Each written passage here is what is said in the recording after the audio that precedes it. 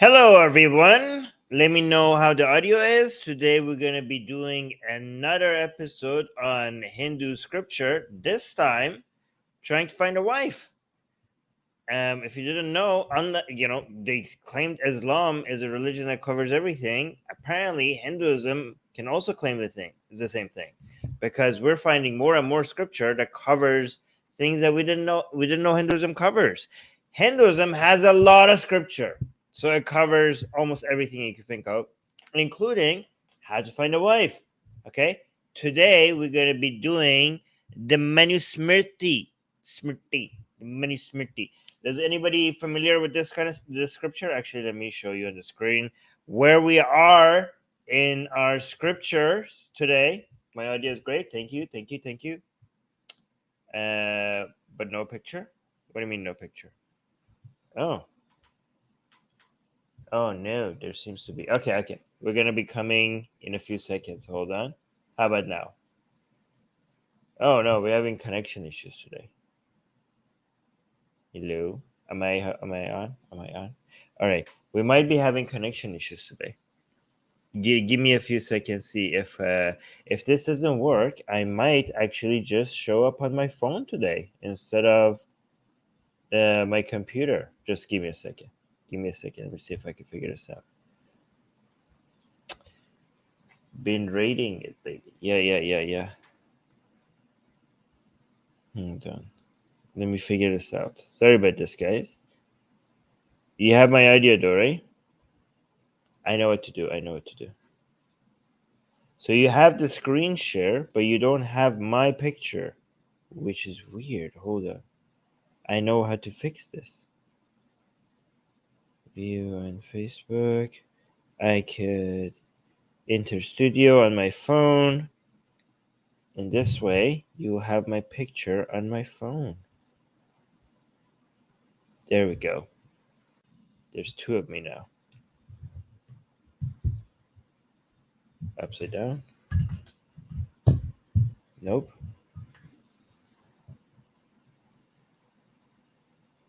No, not that. One second.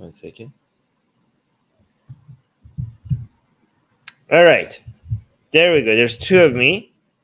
Is there any echo? Because one of them is muted. Good? All good? There we go. Solved it. All right. Let me just put this back. Did I solve it? You guys have both audio and visuals, right? I think you do. Double. Did I solve it? Let me know if everything is good now. You have both my video and audio. There is a resonance, I guess. You sound louder than usually. How about this? I'll put the microphone a little bit further. Double Armin, two Armins. Yes. We're good? Can we get started? Okay, cool. All right. So today we're doing Hindu scripture, specifically on how to find a wife. And there's two of me today because we're having connection issues, but that shouldn't stop us. So today we're going through this one. The menu. Okay, so look at this. So remember we had the old Hinduism and the new Hinduism, right? This is the new Hinduism on the right, okay? So we did some of the Puranas, which were so important that some people call them the fifth Veda, alongside the epics. We did some Ramayana. We did some Mahabharata. I did it, which includes the Gita, the Bhagavad Gita. Today we're going and studying an entire different section of Hindu scripture called the ritual shastras. But the most important one of them are called the law books, or the Dharma Shastras, and the most important which of that is the Manusmriti, or as it says here, Manu Samhita, but it's usually known as Manusmriti. People are saying Armin Navabi versus Armin Navabi. Oh, I'm here. You can see both of me on YouTube, so I could remove this one, right? Can I remove one of us? There we go. I will add back myself if you can't see the other one. Okay. So we're doing the law books today. Let me know in the live chat as soon as you lose this picture. People are saying I hate Manusmriti. Yes. I know why you feel like that. Let me get my notepad.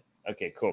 Anyways, let's get into the scripture. So today, which part? So as you can see, this is the Manusmriti, okay, and we're doing verses verse 3.5, 3.5, okay, and this part is called. We're gonna do 3.5 all the way to 3.19, and I'm assuming this is section 3, verse 5, all the way to 319, and it's called marriageable girls.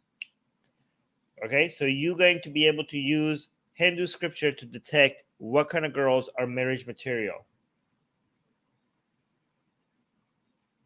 Brahmins have cursed the stream. Everything is okay now, though, right? And now everything is working. Am I assuming? So wow, do you guys have a lot of? I can see what kind of people I'm attracting here. Somebody in the Twitch is saying, to be honest, hate should not be limited only to Manusmriti. Every Hindu text deserves to be hated. Guys, Manusmriti specifically is kind of like Sharia in Hinduism. Okay, it's the Sharia version of Hinduism, right? It's the law books, right? And I will, at the end of the stream, by the way, everything I'm telling you today has been with collaboration and advice of with the channel Queer Indian Atheists. So make sure you go and subscribe to that channel as a thank you. And then at the end of the stream, once we go through these scripts about what marriage material women are like, and we're going to go read some commentary by the Queer Indian Atheists about the Manusmriti specifically, okay? Because it's very important for you and to understand the Manusmriti's position in today's Hinduism. All right, so let's read this. So this is verse number 5. She who is not Sapinda of one's mother, not of the same Gotra as his father. Okay, so this whole part, okay, this whole part is referring to a woman who is not related to you from your mother's side or from your father's side. And I think if you read the commentary, you would, and these are the oldest commentaries on these verses, you would have this understanding that related to you immediate, like close relationship with you when it comes to like relatives that are close relatives. Okay, like it's okay if they're far off. Okay, so far so good. They should she shouldn't be related to you. That makes sense. We endorse that, right? Not neither on your mother's side or your father's side. I think this is good advice, right? Not to pick a wife that is, this is so far better than Islam, right? I think this solves a whole bunch of issues. So far we don't have any problem. So far we can endorse this, right? Let's see if it gets any better or worse. And who is not born of unlawful intercourse. So unlawful intercourse, given that this is in the Manusmriti, I am assuming that the main thing that is being highlighted here is, say it with me in the live chat, intercaste marriage, right? So I don't know if you guys are familiar with the Manusmriti. The Manusmriti is one of the most disgusting, vile Hindu scripture that is the most obsessed with casteism, right? So caste structure and caste system and avoiding anything that is intercaste or it's just like from all the Hindu scripture, this is the one that is the most vile in how much it cares about people not violating things in accordance that they're not supposed to do according to their caste. Okay, it emphasizes caste and caste structure and hierarchy, but based on the caste in the most disgusting way, right? So I'm assuming, I might be incorrect about this, let me know, that this unlawful intercourse is mostly referring to intercaste intercourse. But I don't know, maybe it's also actually now, maybe that, and also like intercourse outside of marriage, and also the like all sorts of stuff. But I'm almost sure that it includes that. Yeah, okay, extramarital sex and wipe. Okay, yeah, that too, actually, you're right. Beep Boop is saying could be homosexuality too. How? Beep Boop, how could it be homosexuality? Nobody is born from homosexual like Beep Boop. Do you not know? How could somebody be born from homosexual intercourse? What are you talking about? Okay. So your wife, the wife that you're picking, according to Hindu scripture, should not have been born from unlawful intercourse. Okay, so Katie is commenting here. Katie's saying, I have come across Hindu apologists who have told me that Manusmriti corrupted Hinduism and hence shouldn't be considered part of real Hinduism. So we know just how vile it is. Right. This sounds like the Quranist it kind of resembles some the fringe Muslims who call themselves Quranists, who have seen that how vile and disgusting the hadiths are. So they're trying to say that maybe true Islam is only the Quran and not the hadith, because they realize that 99% of all the vile things that we learn about Islam, or maybe less than that, comes from the hadith and how ridiculous the hadith is. So maybe even like, so what Katie is referring to is that even within Hindu community, people who studied the Manusmriti, they have admitted like, okay, this stuff is vile. The Manusmriti, among all Hindu scripture, this is obviously, we don't want this to be included in Hinduism. People were saying, my bad. It's okay. It's okay. Am I freeze now? I can add this back. No, I'm not frozen. I can see myself on the cell phone. Oh, oxymoron is here to pick holes. So oxymoron is the opposition here. Okay? So he's here. So now we know that I can't be one-sided. He's here to pick holes at everything that we're saying here. D is saying real Hinduism. Sure, exactly. There's no true Scotsman fallacy. Okay, I'm back now. Cool. Should I just have double Armin just so that in case one of them doesn't work out, the other one works? Should I have two? Okay, I could have. I'll just add this one right back on every time I have a connection issues with the one upstairs. All right. So, okay. So far the conditions are not related on your father's side, not related on your mother's side, and also not born from unlawful intercourse. Good. Multiverse Armin. Okay, sounds good. All right, let's go to the next verse. So far, some half okay, half like me, not that bad, but not that good either. Okay, let's go to the next verse, verse number 6. Okay, so for people who are joining us, we're trying to see how to find a good wife based on Hindu scripture. Okay, this is the Manusmriti. The Manusmriti is the most important set of what non-Hindus refer to as law books in Hinduism. Okay, so and then we will talk more about Manusmriti and the importance of it within Hinduism by the end of the stream. But right now we're just looking at these sections of the Manusmriti that talks about how to find a proper wife. Okay.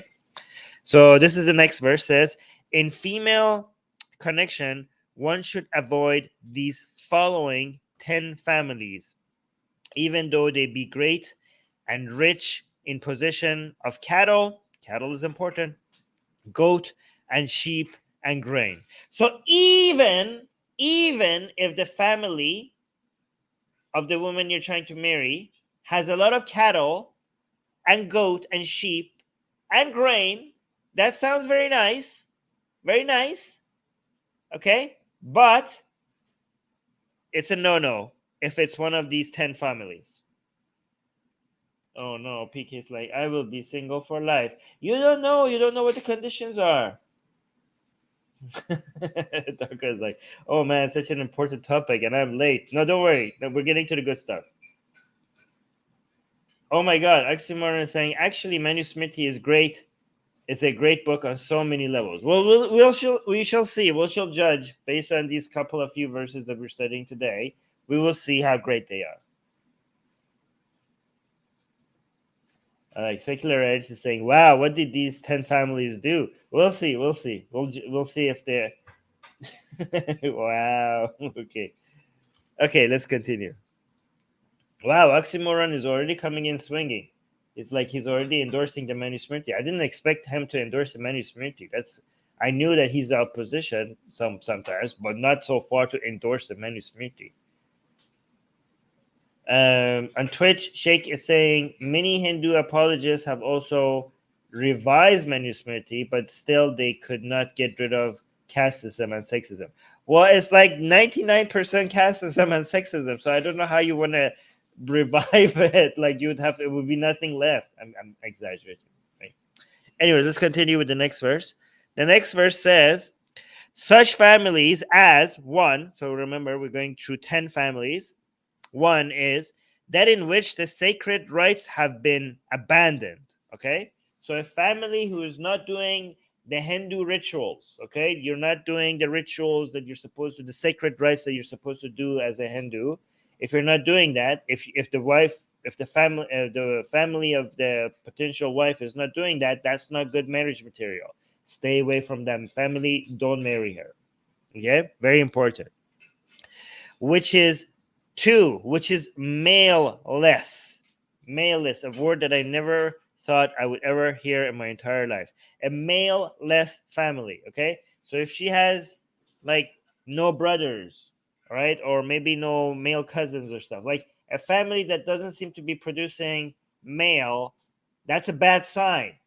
Because when you marry her, she might not have any sons. So that's a bad sign. You shouldn't marry her. Okay? So apparently that's another condition. That's it's telling you not to marry a woman that doesn't have any brothers, basically. Am I interpreting this right? Troel is saying, considering the level of Indian mummy issues, hey, not my word, yours. I think that first verse is not practical in India. Okay. Okay. And here, Katie is saying, ex-Hindu families are 2 of the 10 points. 2 of the 10 points. Well, we'll see. We don't know. No spoilers. No spoilers. No, it's not because you don't. No, it's not. I don't think it's because you want to make sure that she has male guardians. I think you're basically just assessing her genes to see if she could produce sons for you. I think that, guys, am I assuming it right? I'm assuming that's what is being judged here. Is she going to give you sons based on seeing that how many, whether the family, whether her genes can produce males? I think that's what's being evaluated here.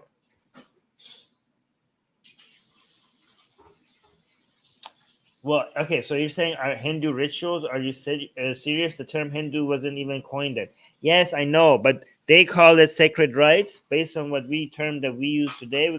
I'm calling it Hindu rituals. Okay, so yes, good.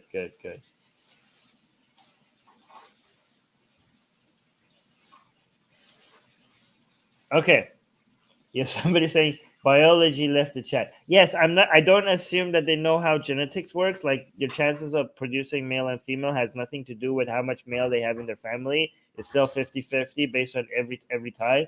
But I'm not going to be that picky about their knowledge of biology. Yeah. All right, number 3, which is a family which is devoid of the Veda. So I'm assuming this is like the Islamic version of it because I have an Abrahamic mindset, so I have to compare everything to Islam, right? Remember, we were told that we are limited with our minds in this Abrahamic box, and Hinduism is too sophisticated for us people, normal, well, not normal, the pathetic, feeble, Abrahamic minded people to understand. So just to make it more simple, this is like a family who doesn't study the Quran, right? They don't take the Quran seriously, right? So a family which is devoid of the Veda, I'm assuming it's a family that doesn't take the Veda seriously. It's not part of their rich, like day-to-day life. Like they don't read it, they don't study it, they don't care about it, right? So that family, you shouldn't marry into that family. That's a red flag. That's a huge red flag. Don't marry a family. Don't marry a woman who has a family that doesn't let their Veda into their household. Okay, very important, obviously. Okay, where were we? That was number 3. Sorry, number 4. Members of which are woolly and subject to. Okay, I didn't know what woolly meant. Me and queer Indian atheists assumed that means like they're fairy or something. Like do they have hair on their bodies? Like, let me actually bring that one again. Woolly means vague or confused in expression or character. I don't know why that's so important. I thought they should have wool. I thought that's what it means. I mean, queer Indian atheist thought that, and I agreed with her at first. But then I disagree. But then we realized it means something else. So if they're woolly, if they're woolly, then don't marry them. Or if they are subject to piles. Piles is we looked it up. It's hemorrhoids. So I don't know how you would know this, but if they have hemorrhoids, if her family is subject to hemorrhoids, do not marry her. Okay. Wait, is piles hemorrhoids? Let me actually look that up again. Yeah, I think it's hemorrhoids. It's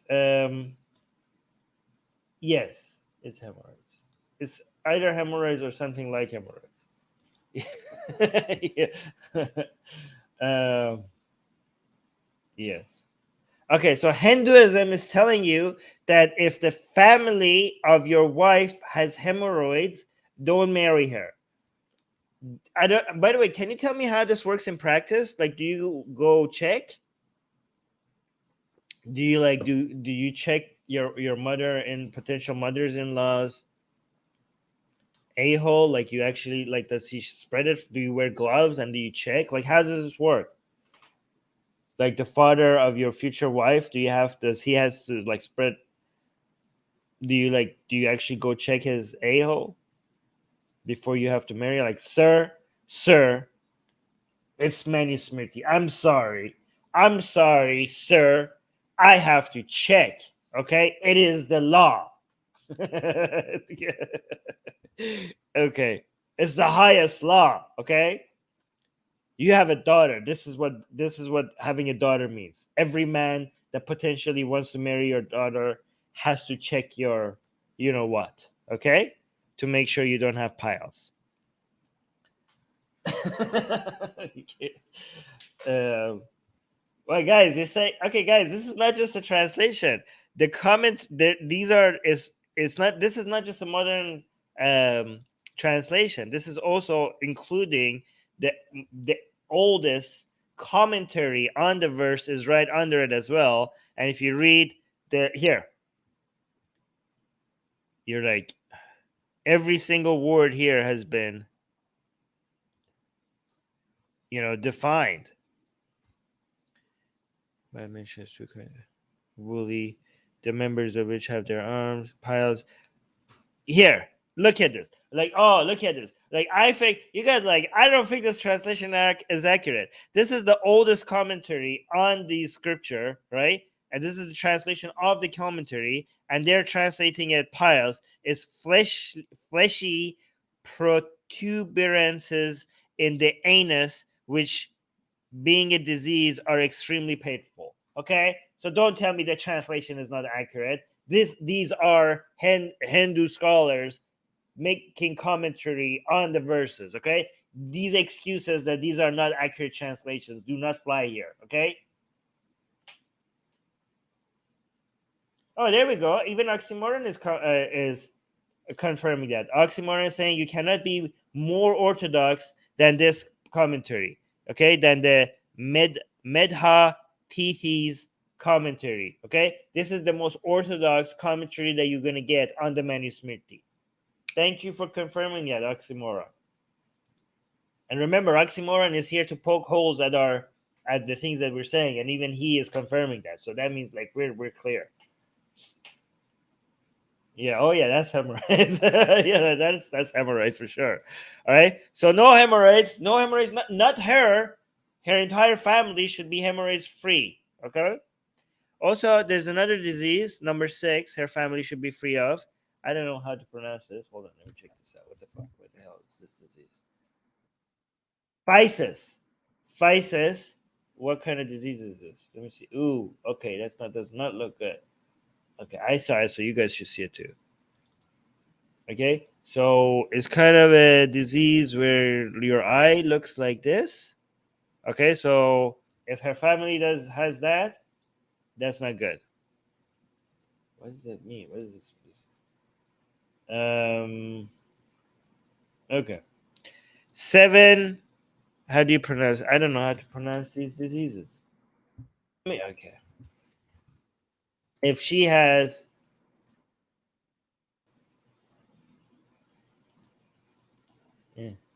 dyspepsia. Dyspepsia is okay. Well, let me see what this looks like. It's a stomach. It's something to do with the stomach. I'm not going to show you these. Yeah, I'm not going to show you that. Epilepsy. Okay. Leukoderma. What kind of disease is this one? It's another disease. Their family should know. Oh, look at that. Okay, okay. I've seen these. It's when the people's. Yeah. Okay. Yeah. Here. It looks like this. When you go white, if her family has anybody, if you find anybody in her family where her skin goes like white like this, then don't marry her. Apparently, I'm not saying that, by the way. I don't, and leprosy. Okay, obviously you have to put that there. Okay, so these are a whole bunch of diseases that her family shouldn't have. Let's go see what other conditions are. Okay, condition number 8, verse number 8 has condition number 8. Okay, so he should not marry, I think this is a typo here. He should not marry a maiden with 20 hair. What is 20? 20? What is 20? I don't know what 20 is. 20 orange brown. So, oh yeah, brunette. So do not marry any brunettes. No brunettes. Hinduism says no brunettes. Do not marry brunettes. Right? I don't know why. Wait, what does Hinduism got to do? What does Manusmriti has to do? What's the problem with brunettes? What? Why? I don't know why. It's the Manusmriti. It's the law in Hinduism. Do not question the authority of the Manusmriti, sir. Sir. Why? Secular saying, I think this might be difficult for a lot of people. Okay, let's see if we are interpreting this wrong. Let's read the commentary, the most orthodox commentary on these verses. Let's see. 20. The girl whose hairs are either 20 or golden color is called kapila. Yeah, it's the color of their hair. Okay, yeah, it's about certain colors of hairs are not okay. Okay, I don't know why.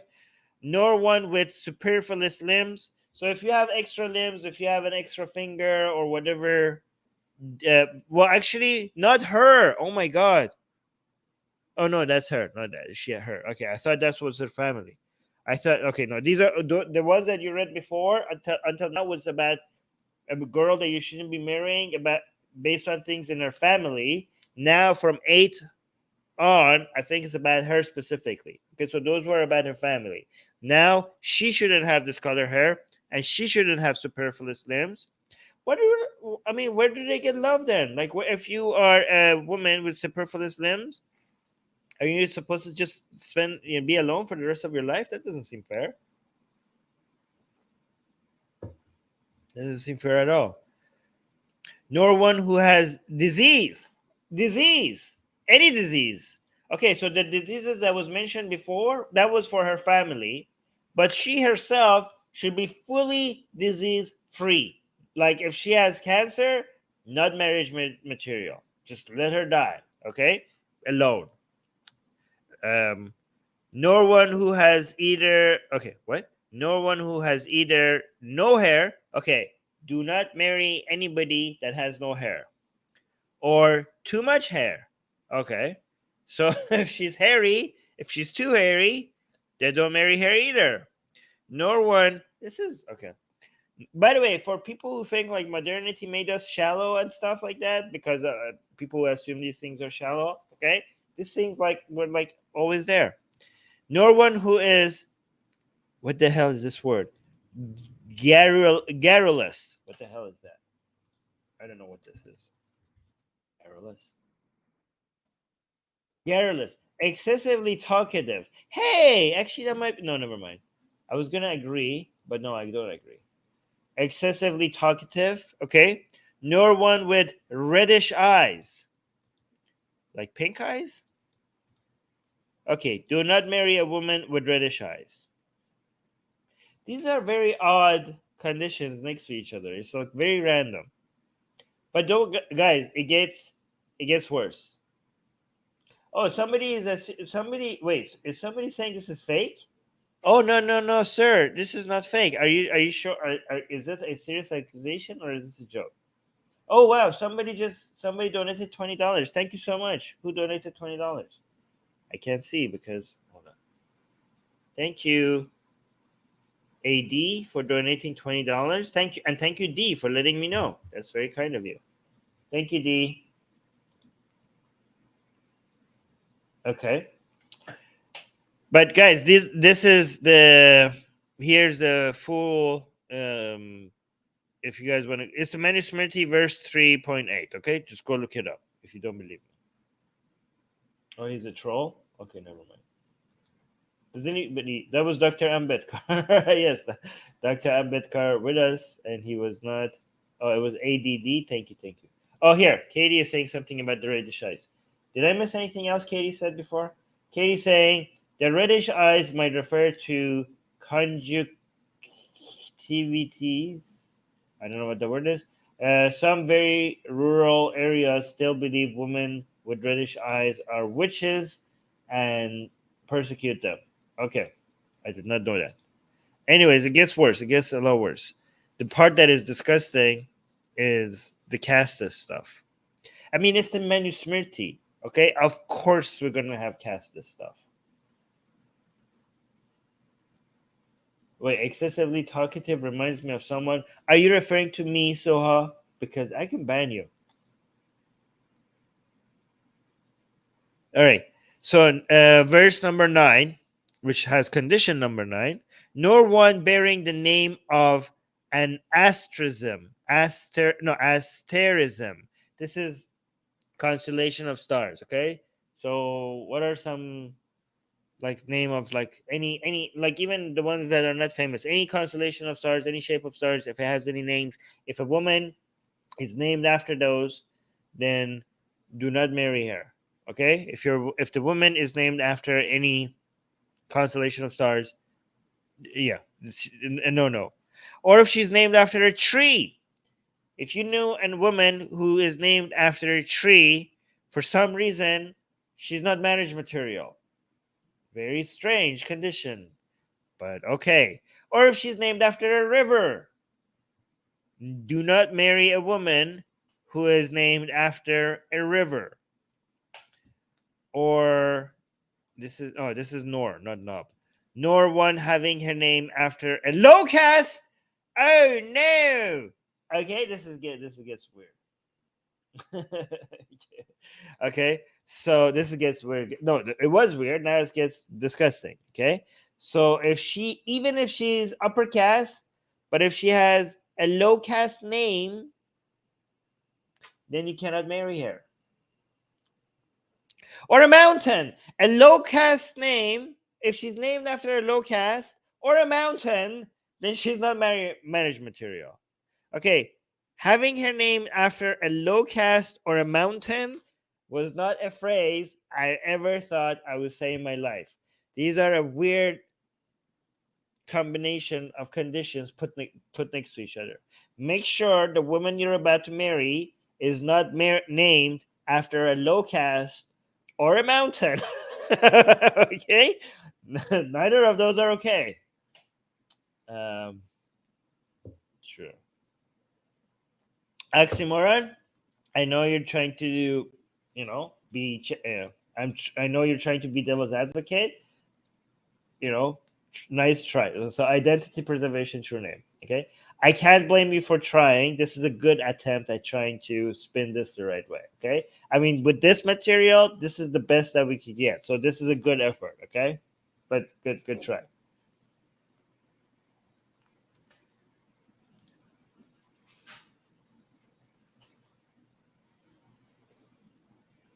Yeah, so Cancer, Nile, yeah, a girl named Nile. No. Wait, Katie, didn't we? Isn't there a god named after a river? There's a god named after a river. So why is the god in Hinduism named after a river? Anyways, let's continue. Oh my God! Somebody is actually claiming that this book is somebody is actually claiming that the Manusmriti, the most important book in law book in Hinduism, is not part of Hinduism. Okay, so we will actually talk to you guys about the importance of Manusmriti in Hinduism. This is what people. This is exactly like the people in Muslims who try to claim that the Hadith is not part of Islam because it's so vile and disgusting that they don't want to own it.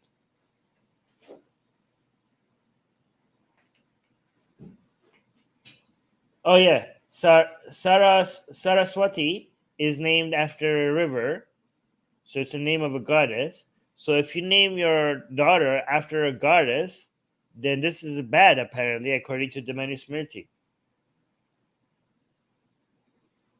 Oh yeah, somebody's saying most major rivers have female deities associated with them. So if you're a Hindu and you're naming your daughter after a Hindu goddess, you have to make sure that that Hindu goddess is not named after a river.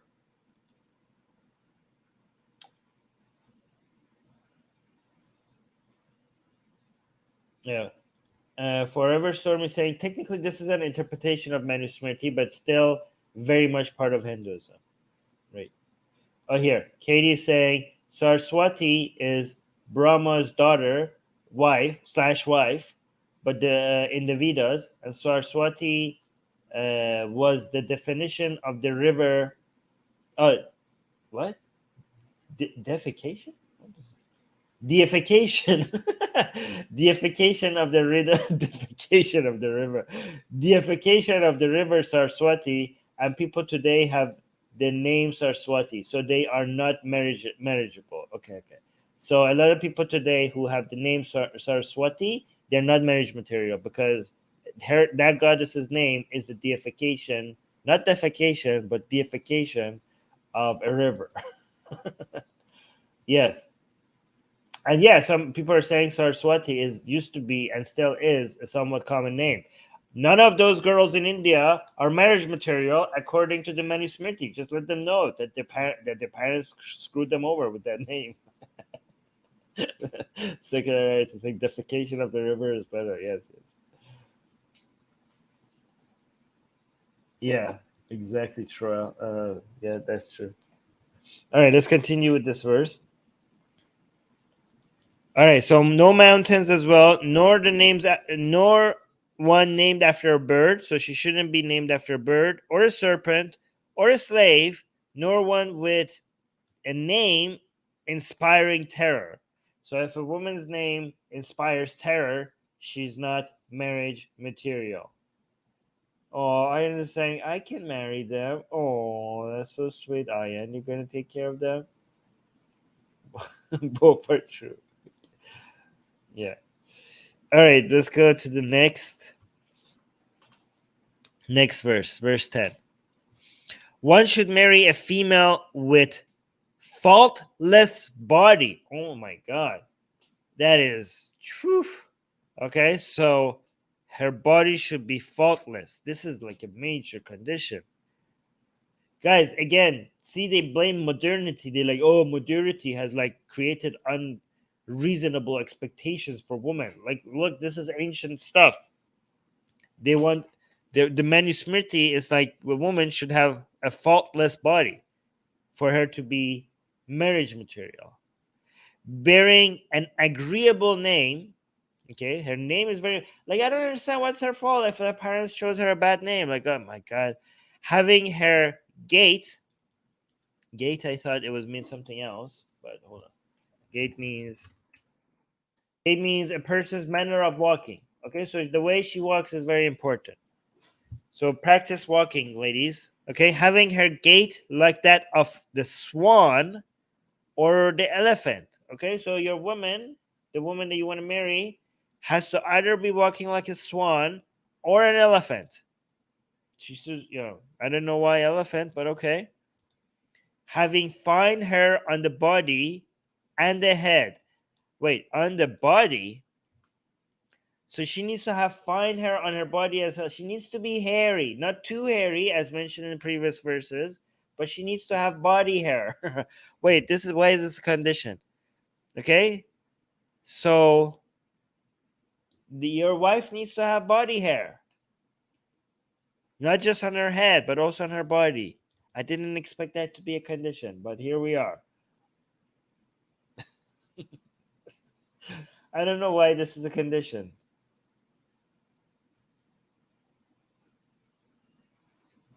If she doesn't walk sexy, don't marry her. And fine teeth. And with tender limbs. Make sure you check your limbs. Make sure they're tender. This tender limbs. This sounds like is this? Are you gonna marry her or make barbecue out of her? The tender limbs. This seriously sounds like you're shopping for a barbecue.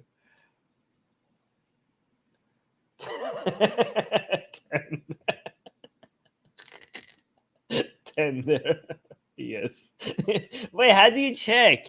How do you check if her limbs are tender before you even married her? Like, how do you investigate these things? The oxymoron. Okay, here's a good spin by oxymoron. Oxymoron is saying bad name would mean bad upbringing, deviation from Aryanism, which is apparently very important. Never realized Manusmriti is very this what? Never realized that Manusmriti is this subtly casteist. Yes. Well. We're discovering that here today. So names in Hinduism shows your lineage and shows like whether you're how much of an Aryan you are, basically. Just for people who don't know, the three upper castes are supposed to be Aryans, and the lowest one, the fourth one, is not an Aryan. Manas is like, hey, I like you. Can I check your limbs? How tender are your limbs? That sounds like, are you gonna marry me or eat me? Hey, there's a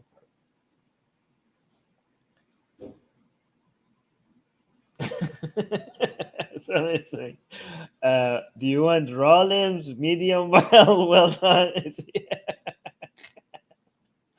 Okay. All right, let's go to verse number 11. Okay. The wise man shall not marry, another typo, marry one who has no brother. If you're a wise man and your wife doesn't have any, if a woman does have no brothers, you do not marry her.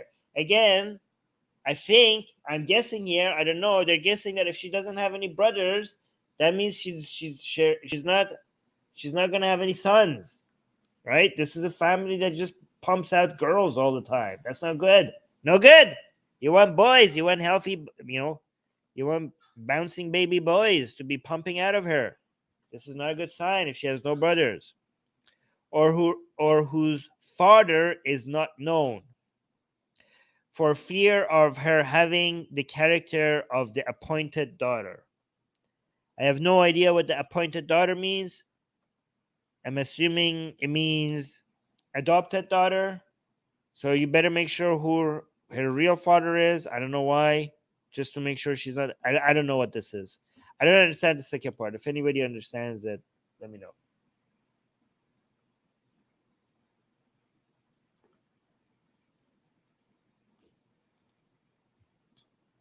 Oh my god! So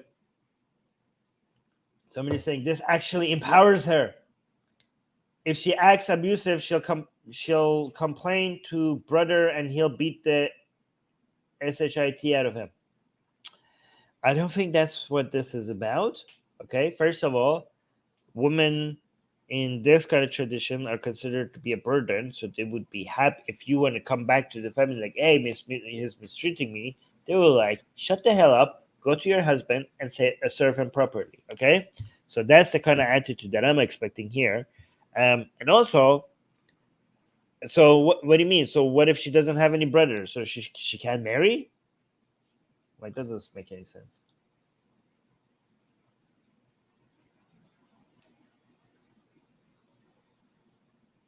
All right, let's continue. All right, verse 12. For twice born men, so twice born men are either the highest caste or the three upper highest caste, depending on whose interpretation you read. I'm assuming that means the three upper caste. So basically, everybody except the lowest caste, basically Aryans. Okay, basically people who are. This is Hinduism's version of born again, right? Because through whatever rituals you do, you're twice born. Okay, so this is what it means upper, higher caste people. Okay, for twice born men, a girl of equal caste has been recommended for the first marriage sacrament. Okay, so if you're one of the top three castes, all right, you better. The most important recommendation is that you marry a woman of the same caste for your first marriage. I'm assuming this was first marriage sacrament. I think it means your first marriage. I'm assuming. For those, however, there are exceptions. For those, however, who take it through mere desire. So basically, saying if you're extra horny and you have your eye on this girl and she just be so fine, but she's like from another caste. Okay, that's what that means. I think this is my translation of the phrase "who take it through mere desire." Right. These followings should be regarded as preferable in due order. Okay. So the main recommendation for the three upper castes is to marry somebody from your own caste. But if you are so horny for this specific woman or whatever, then here are some instructions. I'm assuming.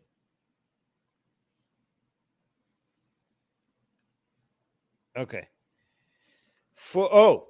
Okay, so born again, the Shudras are the lowest caste. So wait a minute. Okay, so this first part was for the three highest castes, but then this second part was for, I guess, everybody else, because now here we're talking about Shudras. The Shudras are actually the lowest caste. So I don't know how this is working. For the Shudras, the Shudra girl. Oh, okay. So if you're a Shudra is the lowest caste in Hinduism. It's one above the outcasts. So the lowest of the low are the Dalits. They're untouchable, or the untouchables. They're not in any caste. They're outcasts, right? And then above that you have the lowest caste, which is the Shudras, which is either referred to as the working caste or the slave caste, depending on your interpretation. Okay, so if you're a Shudra, you get a Shudra girl. No, nobody else. That's the only option for you. Okay. Oh, alone has been okay. It says alone. Alone has been ordained to be the wife for the Vaishyas. Okay, so this is Vaishyas is the second, the second runner up, one above the Shudras. So the third caste from the top. Okay, so which is referred to as the trading caste, right? Yeah, the traders. This is the trading caste. So what if you are a man from the Vaishya caste? The women that are open to you, so she is also the girl of his own caste. Okay, so if you're Vaishya, also the only option for you is Vaishya. Vaishya goes with Vaishya. Okay, no other caste. Then the next caste, the second caste, the up, the second ranking caste from the top, which is the Kshatriya, which is referred to as either the warrior caste or the ruling caste. Okay, so this is the second highest caste in Hinduism. You have two options, I think. Those two as also the girl of his own caste. Oh, you have three options. So for Shudras, you can only be with Shudras. With Vaishyas, you can only be with Vaishyas. But if you're a Kshatriya, you could either be with a Kshatriya or a Shudra or a Vaishya. Okay, so you have three options. Okay, so as a Kshatriya caste, you could either do your own caste or the two castes below you. So you have more options as a Kshatriya caste. Does that make sense? Everybody's on the same page? You understand? So in Hinduism we have four castes. The two lowest castes can only marry women within their own caste. Okay. The Kshatriya caste can marry three castes, either its own caste or the two lower ones. And let's go to the Brahmins, which are the most important. And for the Brahmins, which is the highest caste in Hinduism, which is the priestly caste, okay, the Brahmin caste, those three, as also the girl of their own caste. So basically, Brahmins can marry any caste they want. They could marry Brahmins, they could marry Kshatriyas, they could marry Vaishyas, and they could marry Shudras. All four castes are available to Brahmins. Of course, they be Brahmins. They have privilege. They can do whatever they want. Right? Right. Does that make sense? Vaishya. Am I saying it wrong? Vaishya. Vaishya.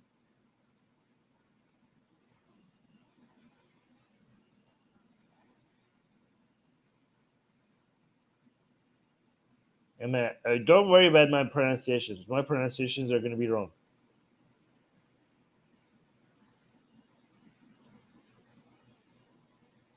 Oh yeah. Forever Stormy is saying not Brahmins, Brahmin men. Yes. Oh yeah, of course. This scripture is talking to men. Brahmin men can marry Brahmin women and Shudra women and Vaishya women and Kshatriya women. Okay? The Brahmin women do not have these options. The Brahmin women have only, this is kind of like Islam, right? In Islam, Muslim men can marry Muslim women, but also can marry Christian women or Jewish women, right? But Muslim women can only marry Muslim men. So the Brahmins' position in Hinduism is like as privileged as Muslim men and Islam. But in Islam, the superiority of Muslim men is above all else, everyone else. But in Hinduism, even Hindus have hierarchies, right? Because it's not like Hindus versus other people. Like, no, even within Hinduism, we have higher ones and lower ones, which is weird, right?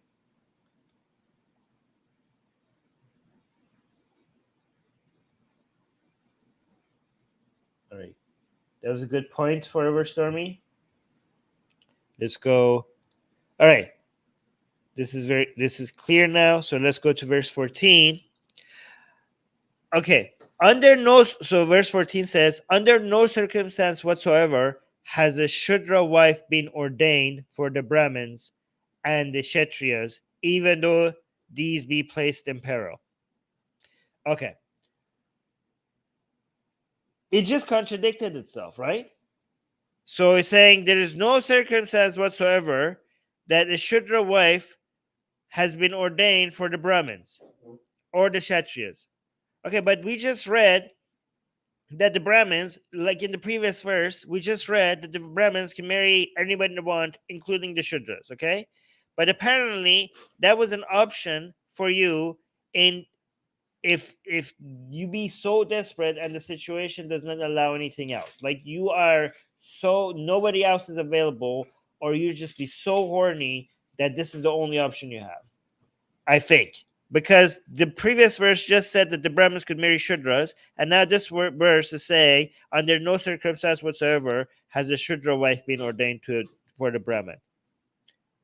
And even though these be placed in peril. Okay, so let's look at the commentary on this because it seems like it was a contradiction between verse 14 and verse 13, right?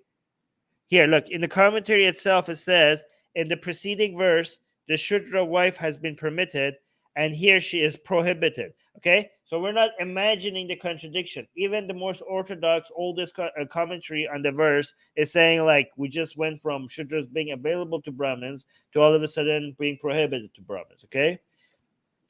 Hence, there should be option. I don't know what this means. Hence, there should be option. I think this just means, like, okay, technically, I'm gonna do my own interpretation. My interpretation is like, okay, technically you can, okay, but don't. This is my interpretation of these contradictory verses. Like, yeah, but no. I think that's what the translation is.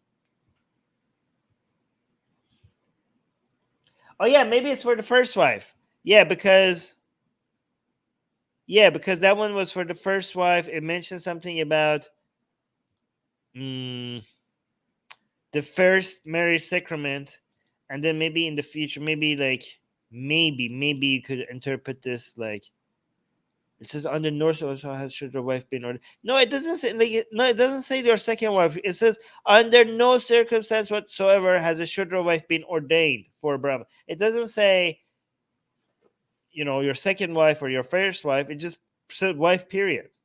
So I don't know. Katie saying, I think that's also the interpretation by the commentator there, or at least close enough. Yeah, so the official interpretation is like, yeah, but no. That's the official interpretation of this verse.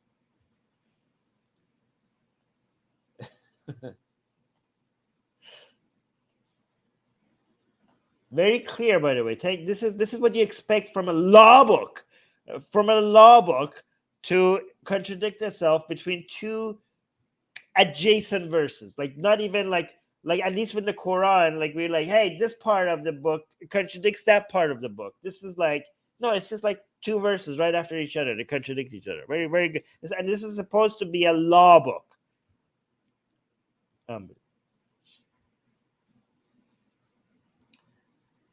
Forever Stormy saying this verse could have been added later. In practice, Brahmins who can't find Brahmin wives do marry others. Okay, cool. I think like maybe there was some internal fighting going on here. Maybe this is an indication of internal disagreement over what should be allowed. Some Brahmins like, but I'm horny for that girl. Like, look at her, she's so cute. I want her so badly. And the Brahmins like, no, we don't mix with the Shudras, okay? And this is our entire caste, Brahmist society is dependent on our purity and us separating ourselves from these others, okay? This is what the entire system rests upon. We can't challenge that. And you're like, but she's cute. Look at her. Come on, please, just this once, please. I like her. I think that was the exact conversation that was happening.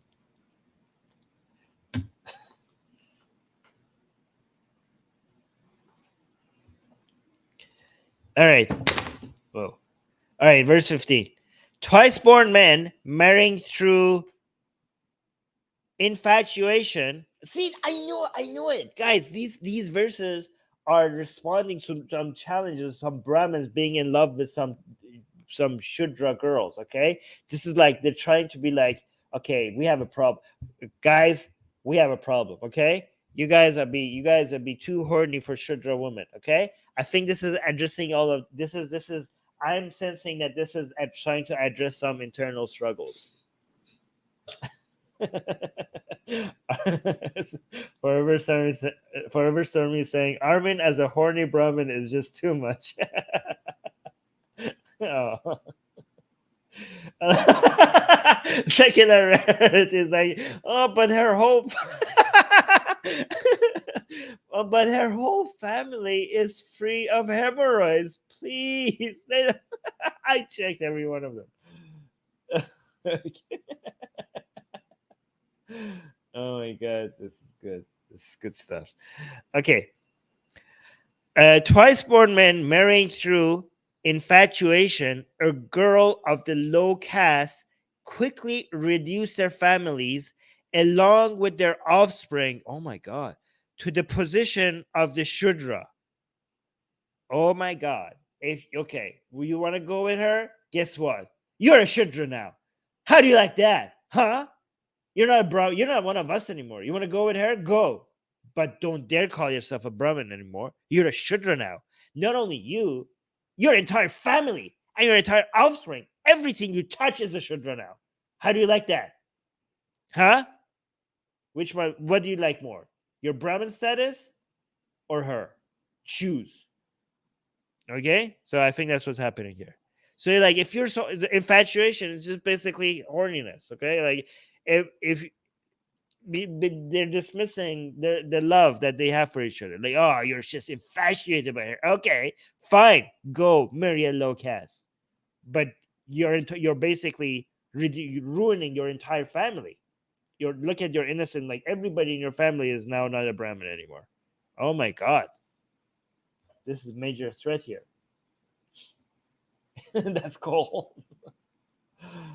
Eric saying honor culture to the extreme that puts Islam to shame. Yeah.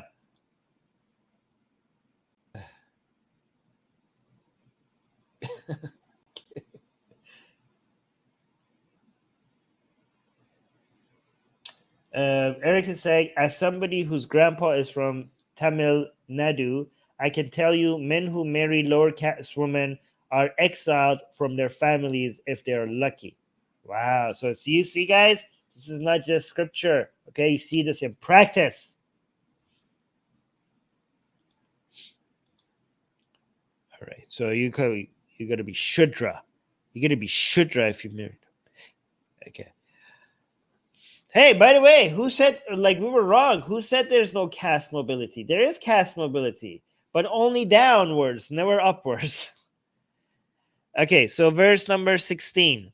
One who marries a Shudra girl becomes an outcast. Okay, this is a major contradiction. Okay, outcast and Shudra are two different things. Okay, outcast means you're Dalit. You're not within the caste system anymore. You're out of the caste system. Didn't we just read in the previous verse that you become a Shudra if you marry a Shudra, but now all of a sudden you become an outcast if you like? Okay, okay, you know, I think like I think what happened. I'm just guessing. Okay, the guy said like, "Fine, I don't care. I love her so much. I don't want to be a Brahmin anymore." And you're like, "Oh my God, no! How he doesn't want to? No. Okay, fine. You're not gonna be Shudra. You're gonna be less than Shudra. You're gonna be untouchable. You're gonna be an outcast. You're gonna be a Dalit. How do you like that?" Okay. So I think the previous verse, the threat from the previous verse was not enough. So they had to just like dial it up a bit. They had to dial up the threat. You're gonna be an outcast. But again, this contradicts the previous verse, doesn't it? You're like, first you're gonna be a Shudra, now you're gonna be an outcast. Like, which one is it? And it says, according to Atri and the son of this guy, and according to Sanuka by the birth of son of that guy, and Bugra. Okay, Buruga. Okay, these are just three famous dudes and their children of their famous families. Okay, so they're saying according to this and this and this. Okay, so let's see what that is about.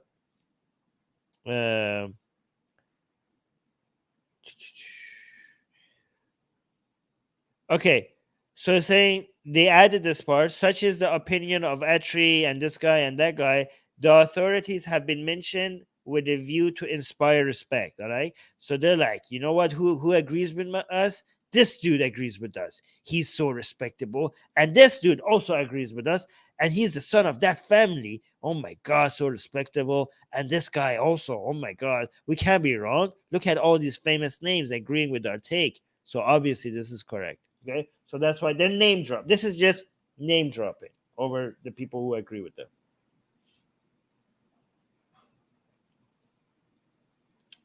Okay, Oxymoron is saying it's rarely preferable to marry outside caste. The offspring suffer. Yeah, the offspring suffers because of, you know, you created a society where these things are taboo for no reason. Right. Katie saying the previous verse was due to infatuation. Oh, you married for love, Shudra. Oh, you married for other reasons, outcast. Oh, that's my interpretation. Oh, I see. So maybe it's not a contradiction. They're like in this verse, like, oh, you really loved her, you were infatuated by her. Okay, we're gonna punish you to the point where you're Shudra. But you have any different reasons? If it was not a crime of passion, then there's no excuse. You're an outcast, the lowest of the low. Okay, so I see. Maybe that's the different interpretation. Okay. Hey, Secular Sekai is here. Hi. All right, let's go to verse 17.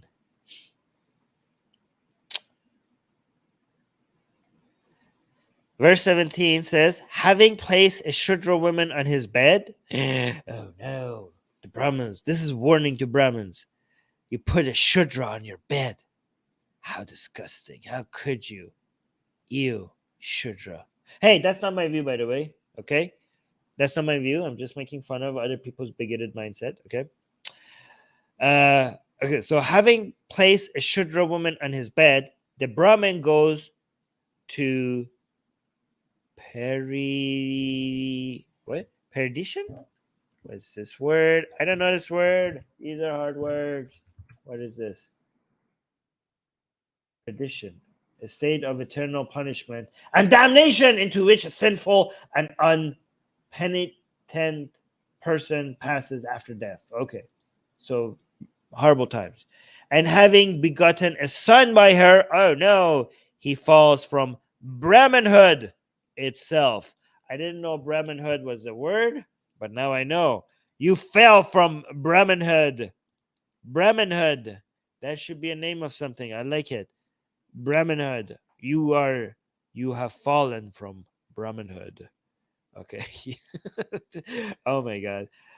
Do you guys use Brahmanhood as a word? Is that like a common word? I didn't know. I'm gonna try to use this more often.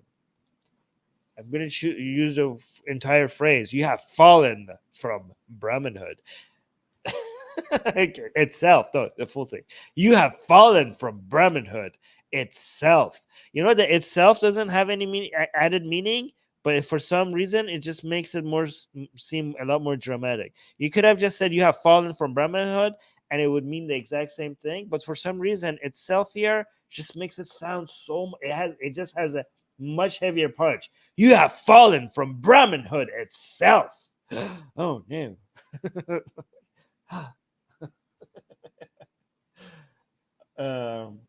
Yes, like we use Brahmanhood as an insult. Okay. You're like, never heard that word before. Okay. All right, let's go to the next verse. By the way, there's a lot of people in the live chat trying to convince you that the Manusmriti is not important at all. I will show you by the end of the stream how important the Manusmriti is. Okay, so it's actually very significant because it's so embarrassing to Hinduism. That's why a lot of people in the live chat are trying to convince you that this Manusmriti. Who cares about the Manusmriti? Shut it down. This is fake. Shut it down. This is embarrassing Hinduism. This is embarrassing us. This is disgusting. We don't like this. Okay, so but they should be embarrassed. And again, I'll show you how important this is in Hinduism. Okay, so verse number 18. If the rites performed by one in honor of deities, pizzas. What the hell is this word? Pizzas? What's pitch? Pizz. Oh my god. Hard words. Pizz. Sanskrit. Pizz. Fathers. Hey, it does sound like fathers. Like Potter, Peter, patriarchy, Potter. Okay, yeah. It does sound like something father related, right? The Pitris are the spirits of departed ancestors in Hindu culture. Okay, so departed ancestors, the spirits of your ancestors, and guests are dominated by her, his Shudra's wife. Then the Pitris and the gods do not eat of them, and the man does not go to heaven. Okay. So there's some rites and rituals that you're supposed to do, and usually in the Hindu culture, the wife, the woman of the household are responsible for taking care of all the rituals that you're supposed to do for the gods and the spirits and whoever else is like all the woo-woo stuff. The woo-woo stuff, the woman is in charge of the woo-woo stuff. Okay, so and part of what you do is that you probably feed these spirits of your ancestors. Okay, so you offer food to them, or you like do some rituals that here, eat daddy spirit eats. Okay, here's some food for daddy spirit. But when they come to your house, when your ancestors come, the spirits of your ancestors come to your house, they're like, it's a feast. They cook for us to eat, and they're like, ew, ew, ew, ew, ew, ew. This food was prepared by your wife, by your Shudra wife. We're leaving. We're not touching any of this food. We're not eating any food that was prepared by Shudra. No, thank you. Bye bye. Okay? And that's why you're not going to go to heaven. Okay? Because your ancestors did not accept the offerings that was prepared by your Shudra wife, by your low caste wife. So they left hungry, and that's why you're not going to go to heaven. That's my interpretation? Is that a good interpretation? Yes. Saying so even gods and spirits refuse your offerings. I mean, how could they not? The food was touched by Shudras. Shudras should not be cooking food. Like even humans do not eat foods that is cooked by Shudras. Like, do you think gods and spirits would eat food made by Shudras when humans themselves are not supposed to do that? Right? Katie's saying, you offer food to the gods and the pitras before others eat. Oh, so before you eat food, just like in Christianity, where you like, I don't know what Christians say before they eat food, but whatever they say about their god before they eat. Hindus also like they feed their gods and their spirits before they eat. Okay, it's just something they do, and they eat before you do. And okay, so it's saying before others eat. But if it's a Shudra wife, yeah, so this is the correct interpretation. If it's a Shudra wife, they won't eat it, and you won't go to heaven because your ancestors are hungry all the time because you're not feeding them. I mean, you're trying to feed them, but they don't eat. So you're leaving your ancestors, the spirit of your ancestors, hungry. Man, that's a lot of.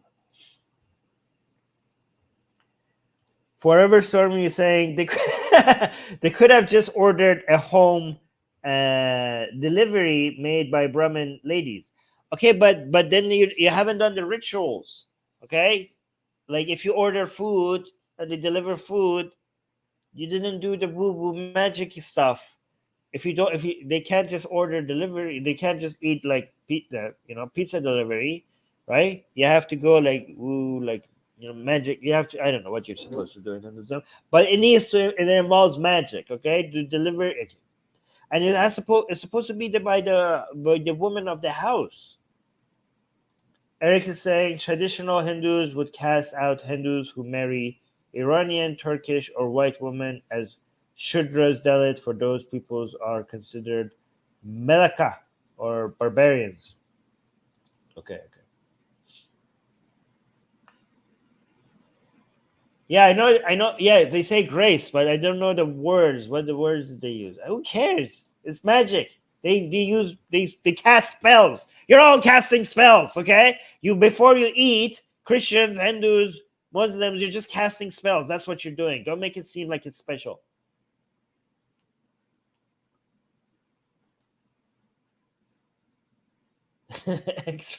extra cross if you want woo-woo stuff. Yes, exactly.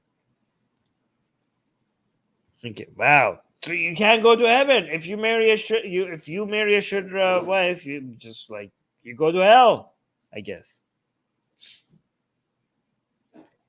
By the way, there is hell in Hinduism. If you didn't know that, watch our previous stream. We covered that. Hell in Hinduism. And make sure you subscribe because we're going to have more Hindu scripture reading together in future streams.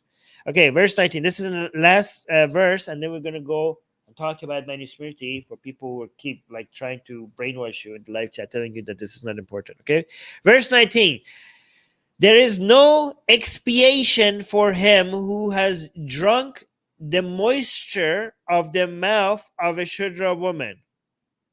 So if you drink the moisture of the mouth of a Shudra woman, there is no expiation for you. What is expiation again? Hold on.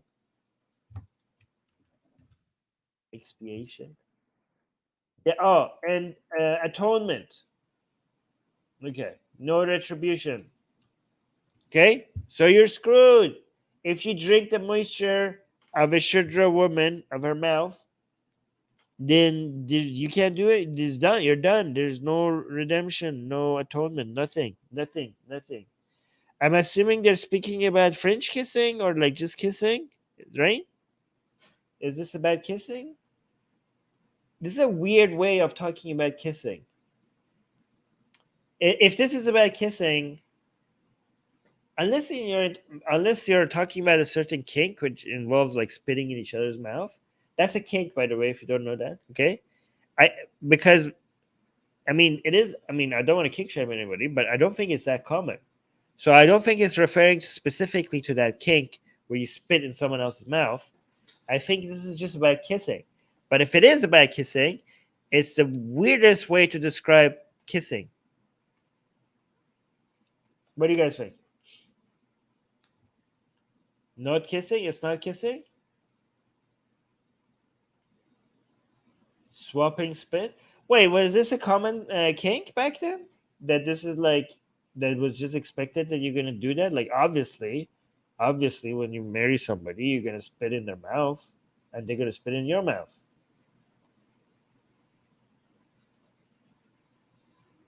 Yeah. Spitting in each other's mouth. Okay, I guess like, hey, so I guess this was just a common kink back then. I didn't know that. Okay. Who has been tainted by her breath? Oh, okay. So if you have been tainted by the breath of a Shudra woman, guys, look at this. Look at how disgusting. This is what I wanted to show you. This is the Manusmriti talking about the Shudra woman and telling you that you have been tainted by her breath. As a Brahmin, you have been tainted by the breath of a Shudra woman. Look how they're speaking about somebody that is lower caste. This is vile, disgusting. This is so. This should be condemned by everybody. You like look how low they think of their fellow Hindu woman just because she's supposed to be of another caste, that you have been tainted by her mere breath, and who has begotten children on her. Guys, is this not a disgusting religion? Is not casteism the most disgusting, vile thing? One of the most disgusting, vile things you've ever seen. I mean, other religions don't go as far as like doing this, like even within their own religion, right? Other religions like, oh yeah, we're all equally good, and the other people are bad. Hinduism like just goes one step further. Like, no, like we're talking about other Hindus. Jesus Christ! Oh my God, this is so vile.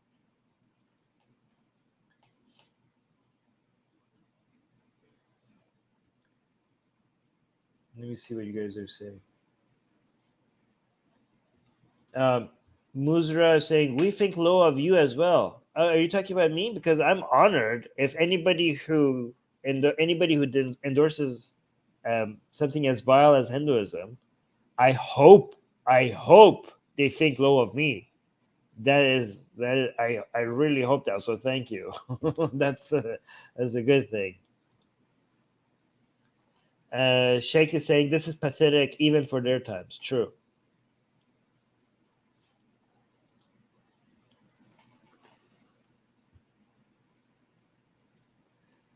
Oh yeah, Eric is saying if this is so bad for the men, imagine how bad it'd be for the women. Yeah, that's actually a good point. But anyways, let me actually tell you all the misinformation that people are spreading to you in the live chat about the law books, the Manusmriti, which is this is the position. This is all the Hindu scriptures or the Vedic scriptures, as it's called here. But these are what is actually the Vedic scripture. These are, not technically Vedic unless you're talking about you could refer to the Puranas or the epics as the fifth Veda, but these are the law books here, okay? But let me read some of the commentary. Um, okay, somebody's saying, I still love my Sutra though. No, okay? Maybe we should review the Kama Sutra here as well, okay? Guys, people think the Kama Sutra is good because it's about sex. None of what the Kama Sutra is teaching you is it makes no sense. Okay? It's the worst sex guide ever written anywhere. Like people are like, oh my god, Kama Sutra was people they were so pro sex. They had great sex advice. It has zero good sex advice. Some of it is actually dangerous. You could break something trying to do some of those things. Okay, none of what the Kama Sutra suggests is remotely practical. We have so much better sex. Like if you read the Kama Sutra, you could tell that, oh yeah, these people had no idea how to have sex. Anybody with the rightful mind will know that the average person today has much better advice on sex than all the people that were involved in writing the Kama Sutra. Now you're like, oh, these people have no idea how sex works. These people this is what you expect from people that don't get that don't have the internet. You know what I mean? Like that we have access to so much better tips these days. Katie's saying anyone who self-identifies as a Brahmin is casteist. I would say, am I an extremist for saying that? I think I have a point. I think so. I think unless somebody says unfortunately, the society considers me a Brahmin. But yeah, if I think so. I agree with you, Katie.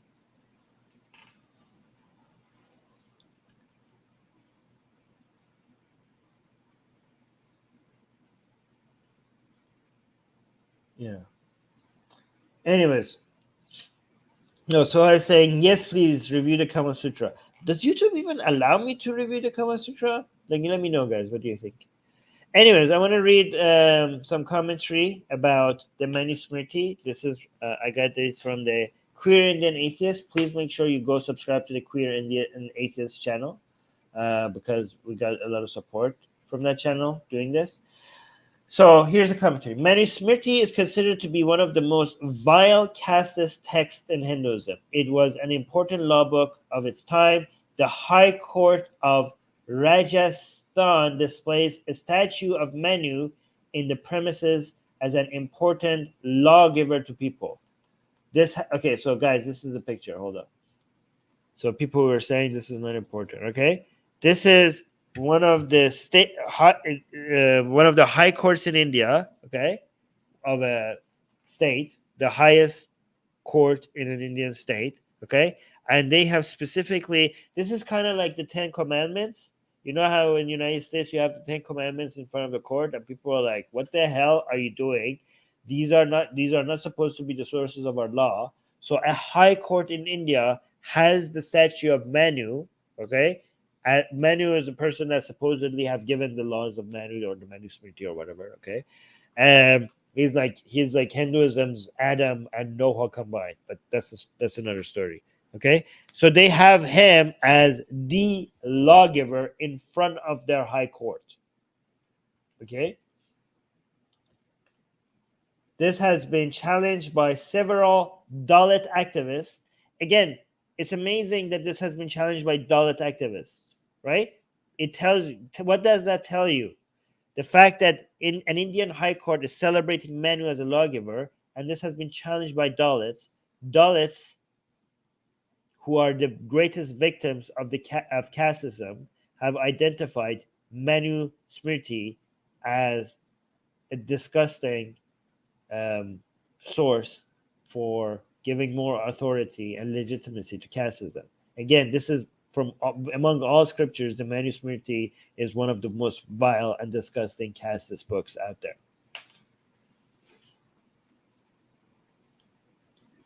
What is the name of the statue? It's Manu. This is Manu. This is the guy. This is like the first human in Hinduism.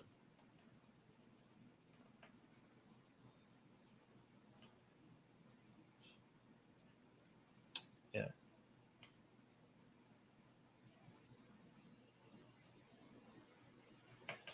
Yeah, I'm gonna get to that, Eric. I'm gonna actually get to that. Okay. This has been challenged by several Dalit activists in recent years. They want the statue to be taken down as the book he authored has extreme level of casteist laws. The book also says that a man should not marry a woman from a family with no male child. To this day, there are several families across the country who keep giving birth to children unless they get a male child.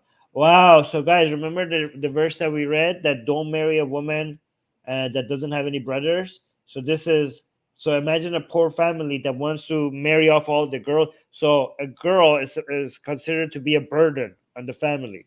So, you have like 3 girls and nobody is marrying your daughters because they don't have any brothers. So, you're pumping out more babies to eventually get a boy so you could marry off your girls. That's so.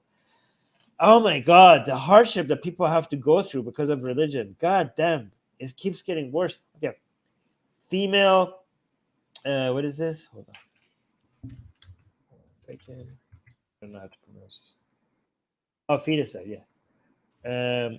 Female feticide and female infanticide were popular practices in India. Nowadays, most people don't kill the girl child, but it is not uncommon for couples to simply keep producing more children till they get a boy child.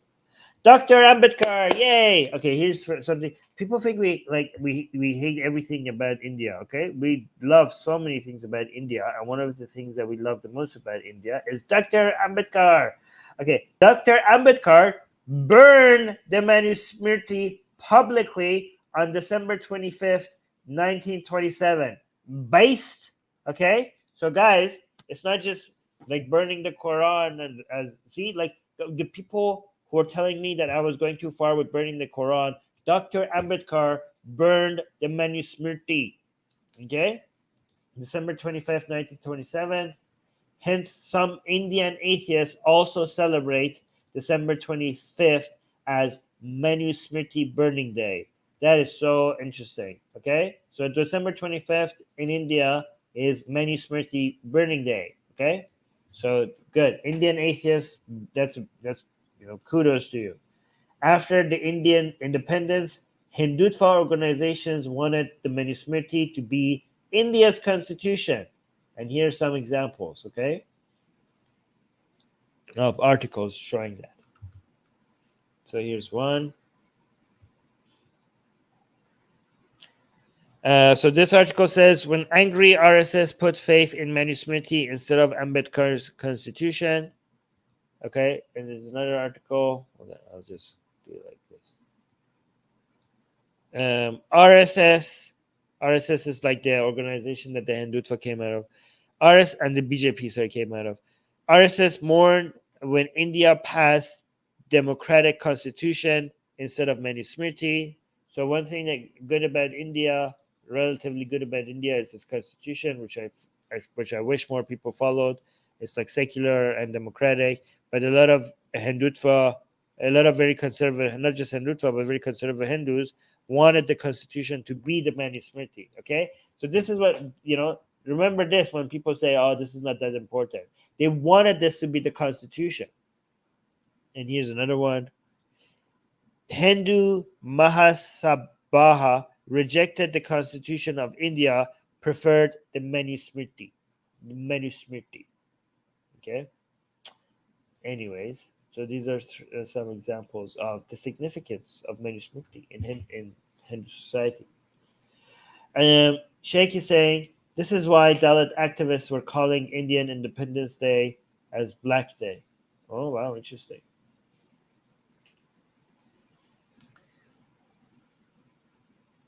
Ooh, I'm not going to read that, but I'm going to put it on the screen. Okay, cool. Anyways, so this was today's stream. I hope you guys are all now well equipped to go find yourself some wives. Make the most important part of today's stream is that to make sure that you properly investigate the anus of the father of the woman you're supposed to be marrying. Make sure you check for hemorrhoids, okay? So go do that. All right, guys, make sure you like the video. Make sure you leave a comment after the stream is over. Make sure you share the video. And uh, people want to know the girl in the thumbnail. I'm not going to tell you. What are you going to do? I don't know, honestly. All right, guys. Like, subscribe, hit the bell notification, all of that. That helps grow the channel, and it doesn't cost you anything. So if you want to see more stream like this, make sure you like it so I see that this is popular. I decide based upon the likes for what direction you guys want the streams to go. So if you think, cast your vote and also comment after the video saying yes, more like this, please. Okay. Anyways, bye.